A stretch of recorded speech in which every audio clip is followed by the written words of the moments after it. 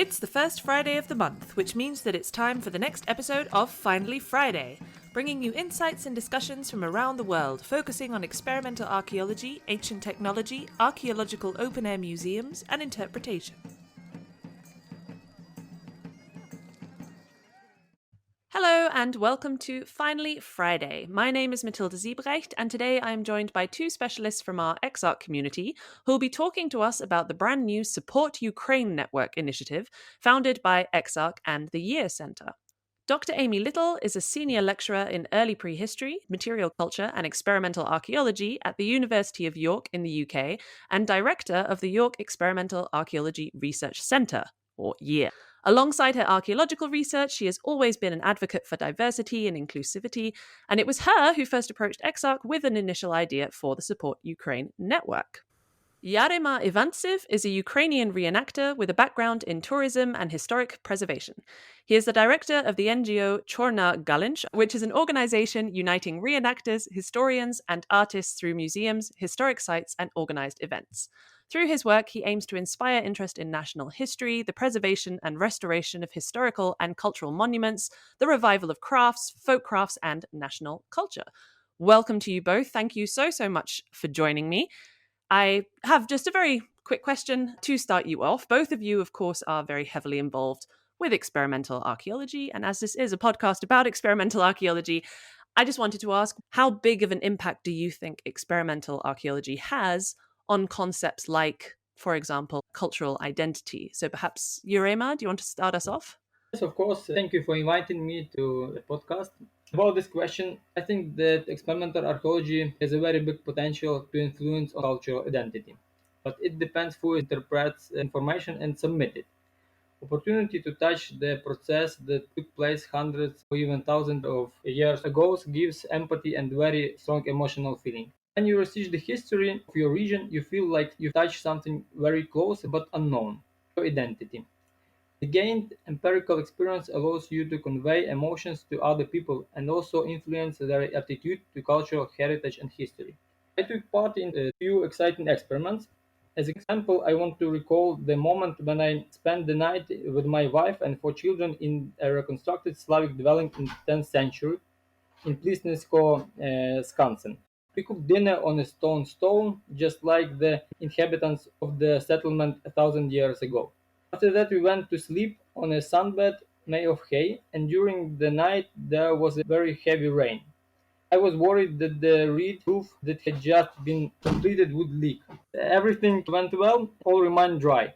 Such an experience strongly affects the psyche and leaves interesting memories. After such experience, you feel that the life around you changes. The technologies of ancestors are primitive, but such that required a lot of specialized knowledge and skills that actually are very useful. I liked that you were saying as well that indeed it creates that emotional connection. I think that that's very important. Would you agree with that, Aimée? Yeah, I would agree with that. The emotional link is a really important part of thinking about and connecting with the past and people who walked before us. I think, though, perhaps we need to be careful around calling what we're talking about experimental archaeology necessarily, because I think it's probably more experiential. I think what Yarema is discussing is more about reenactment than experimental archaeology per se. So, coming back to your question, Matilda, I think they're equally important for different reasons. And actually, the reasons that Yarema has said is hugely important, the way that people can relate to people in the past and have that experience of what life might have been like by actually dressing and living in the types of conditions that people did in different historical and prehistorical times. But if you're asking about experimental archaeology and cultural identity, I think that's probably a different type of question. Because when I think about experimental archaeology, I think about an actual sort of hypothesis where you're testing that hypothesis. So I think that also is really an interesting way into thinking about cultural identity, but perhaps not in that same immediate sensory way that Yarema described just now, which I think is really what these open air museums allow for and why they're so important. Which I think is an interesting point as well, though, to discuss a bit that difference between what we consider experimental archaeology and reenactment. Because am I correct, Yarema, you're heavily involved with reenactment, of course, in your work. Are there also like experiments that take place on your site, for example? Yes, When I speak about this night, I speak about the emotions. But the house, when we were it reconstructed, we make it like a process of discovery. And also when we built this stone cave and all these things that we make, it was like after archaeological excavations and like a scientist process. People in Ukraine don't understand when you show them part of this house or part of the whole house, they don't understand the whole picture. When you make the reconstructed dwelling, the picture is bigger and people better understand why you make these excavations and why a scientist is interesting for kids and people and history.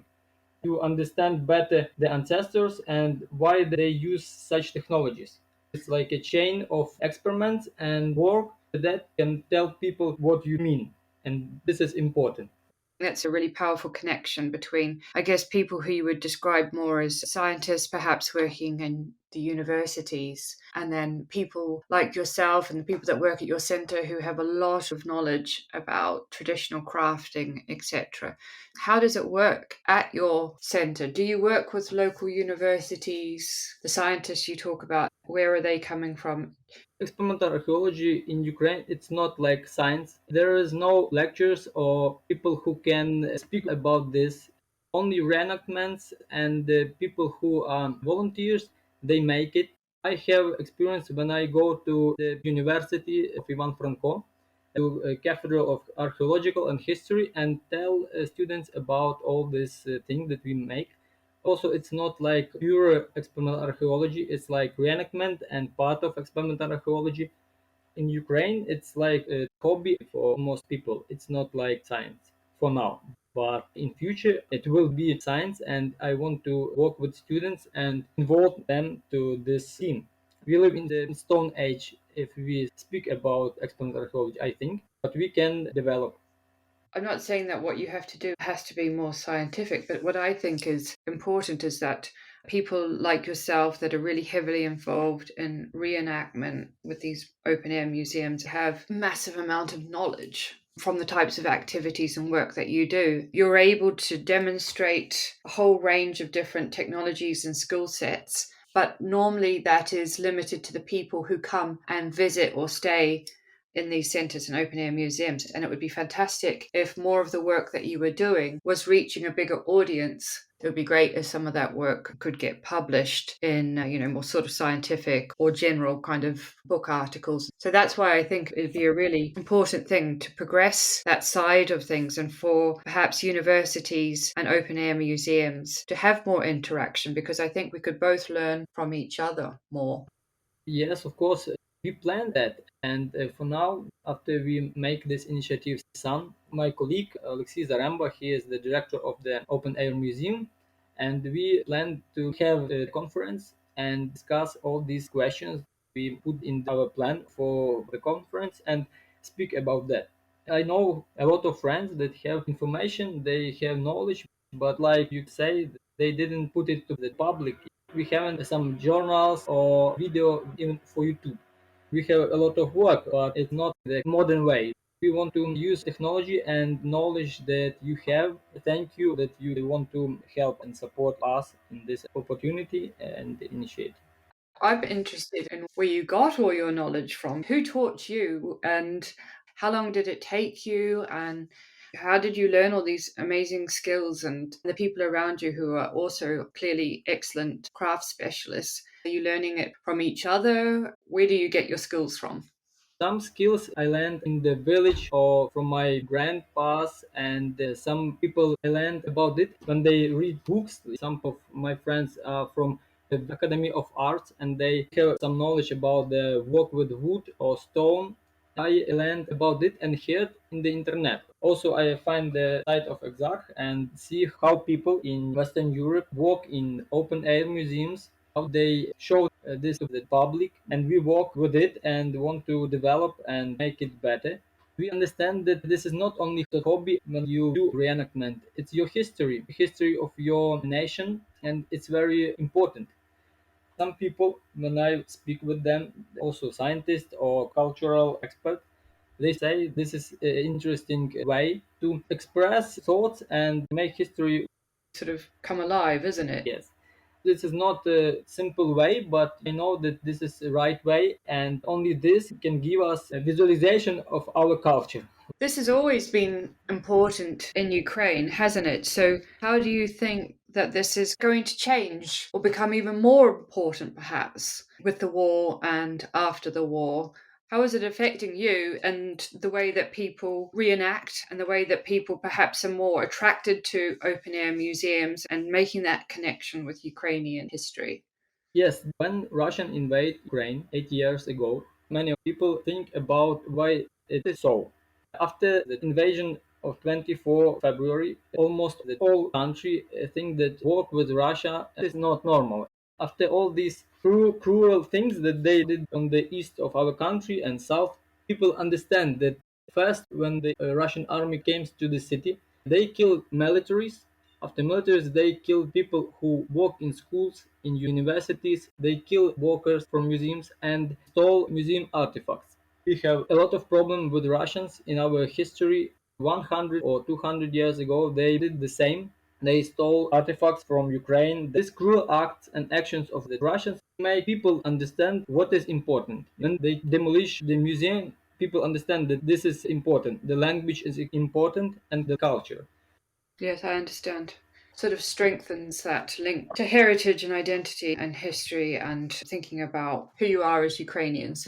I'm curious, and I suppose you'll know more about this than me now, Amy, because you're heavily involved in, for example, British cultural heritage, archaeology, etc. Famously, it's sort of almost perceived as something that's not necessarily important, or it's not something high on the list of priorities for government funding opportunities or for allocation of resources. I don't know if you want to talk a bit more about that as well, but then Yarema, I'm wondering, was the catalyst for this kind of increase in how people saw that cultural heritage was valuable linked to the terrible things that were happening because of the war? Or was it something that already existed and it was just strengthened? I suppose in a very peaceful society or a passive society, maybe things like that are not given as much importance. And it's only when you're put in these situations that suddenly you realize how important they are. Would you agree with that, Yarema, or do you think it was always important in Ukraine? It was always important in Ukraine, not for all society, but part of society understand this. But we have this problem that this part of society, this 20th century was killed. Also Russians killed, and we have First World War, Second World War. My ancestors or my family was scientists, good people who want to develop Ukraine, but also they have problems with a totalitarian regime. We want to live peacefully and make our country nice for us, and we want to live good. Now it's a very important moment of our history. If we will have victory, it will change a lot for our nation. We have this problem with Russians.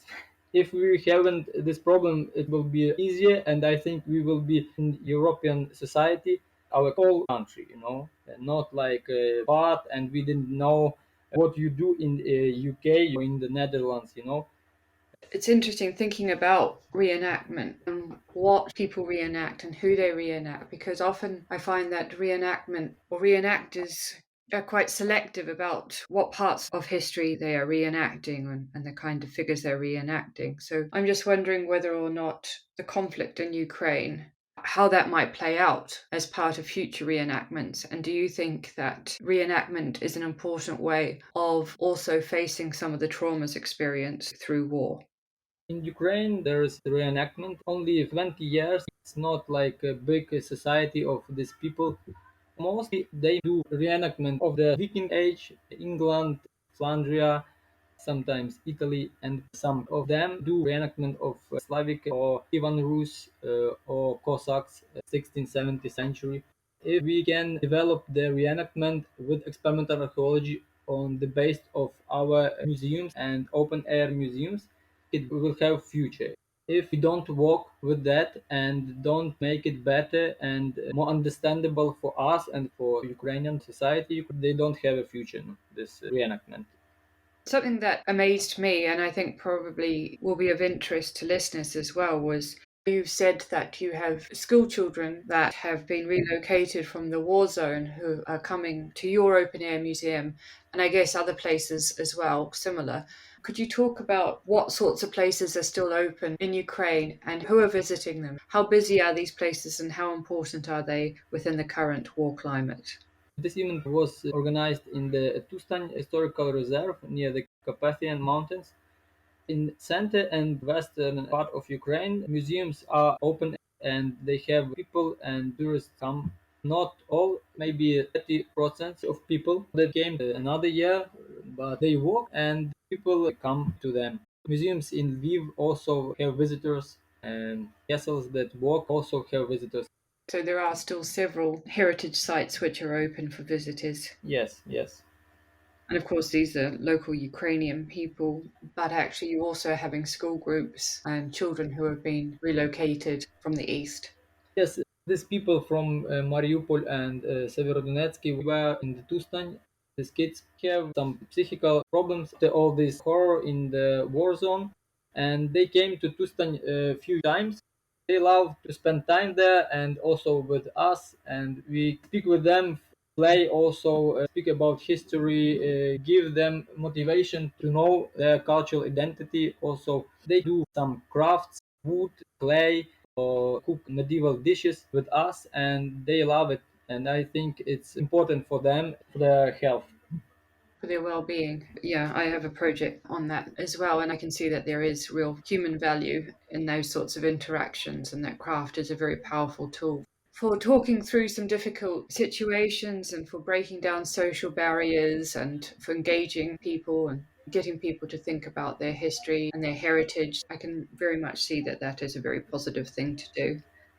There are many projects, I think, that use, for example, reenactment, experimental archaeology, just playing around with materials as well, not even necessarily experimental archaeology as a scientific kind of pursuit, to indeed engage with trauma, to force people to open up. Do you think that this is something that could be used, for example, in the future in Ukraine, some form of community healing for the greater culture? Is this something that is planned, Yarema, with any groups? Is that something already in the works, or? Yes, I think it's important to do this, and also not only for kids, for veterans or for people who have physical or psychical trauma.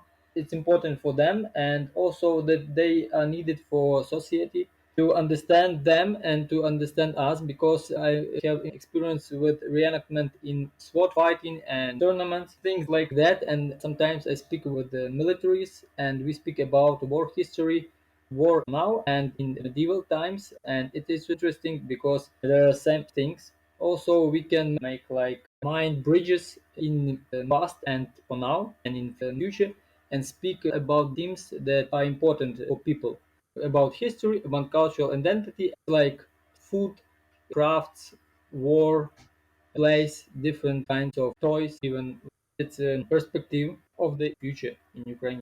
I think you made an important point there. It's not just talking about, but it's about action, isn't it? It's about making or doing, which is perhaps a bit different to, for example, more conventional therapy, which is more related to just conversation. Obviously, conversation is extremely important, but I think there's something which happens when people use their hands or they get involved and they make or they create in some way, as well as have those conversations. There's something that happens between the talking and the doing, which is quite a powerful part of this process, which can have quite a positive impact on well-being. Yes, of course. I mean that we make it by hands and speak.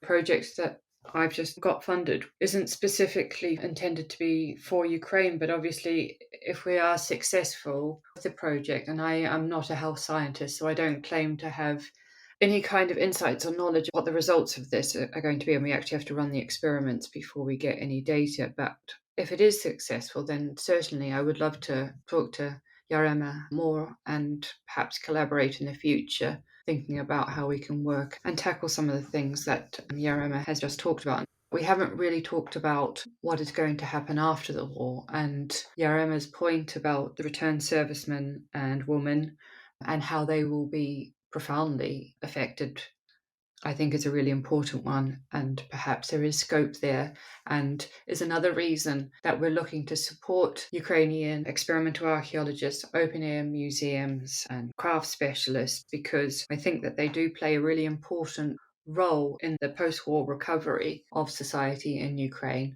So if we can get support and infrastructure there now, then that will help for post-war reopening and continued service of the open-air museums that already have opened their doors to school children and the general public alike. This initiative that you have both worked on, I think, is a really fantastic one. That's why doing an episode on it. For people who might be listening, who maybe are thinking, well, I want to do something as well, help in some way. What are the plans for the network? What first inspired the creation? What's kind of the aim of SUN, of the Support Ukraine network?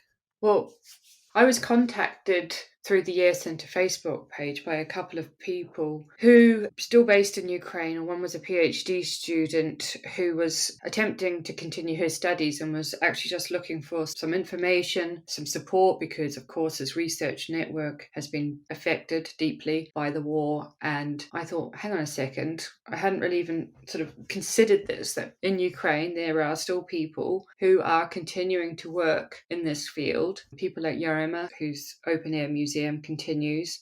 I wondered what sort of support they have and what the international community is doing to support them. We think about all the obvious things about food, military, weapons and so forth, but are we thinking about how to support our friends and colleagues working in the cultural heritage sector? And I know that many people are, and they are in different ways. And I know there are different organisations and movements out there.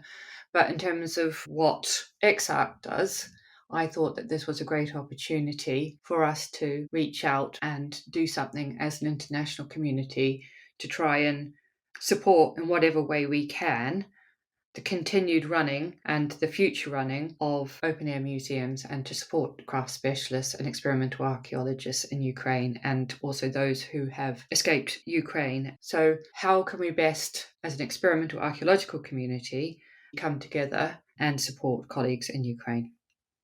Like I say, fantastic initiative. Yarema, from the Ukrainian perspective, what are your thoughts or aims or goals with this network? For me, it's personally important because I work on this field only 15 years. We think that the work with EXARC or Western European open air museum specialists is very important for us.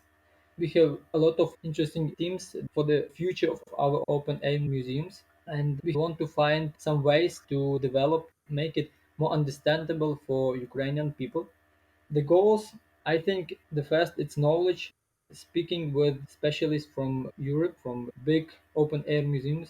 Also, share information about Ukraine, translate materials, do some projects in future with our open air museums and institutions from Europe, and develop the network because it's only the start. I work in the sun, 10 people that we involved also. They know about it. We share information in Facebook and in our pages, but they don't understand what we mean. And we must to speak with them in Ukraine because they don't understand the whole picture and our motivation. And we must work about that. That's an extremely important aspect of what we're trying to do here. So SUN, which again just stands for Support Ukraine Network, as part of this EXARC Year Centre collaboration, is not to approach this with a top-down idea of how it's going to work or what we can do for Ukraine. It really is coming from Yarema and the other people who have joined the network. And we want, first of all, to find out what their needs are, and then think about how we can best support. So actually at the moment it is quite loosely defined, and our first objective is to have a meeting with our partners in Ukraine, hear what they have to say, talk to them about what their needs are and how we can support them, and then strategize. Because until we understand really the types of difficulties and challenges that they have, then I don't think that we can really assume anything. So it is really being driven by our Ukrainian partners. Yes, after start to speaking with Amy and Roland, start to make questions. Also, I asked my colleagues about what we need to develop these open air museums in this or that way. Yarema is really pushing this forward faster than any of us could have hoped for. So that's really fantastic, because if we're going to do this, we need to take it seriously and we need to move quickly, and we are prepared to give as much support as we humanly can. One of the plans is the initial online meeting, but we're also hoping to meet in Poland, perhaps in the border of Poland and Ukraine, at the EAC meeting, which is coming up in May.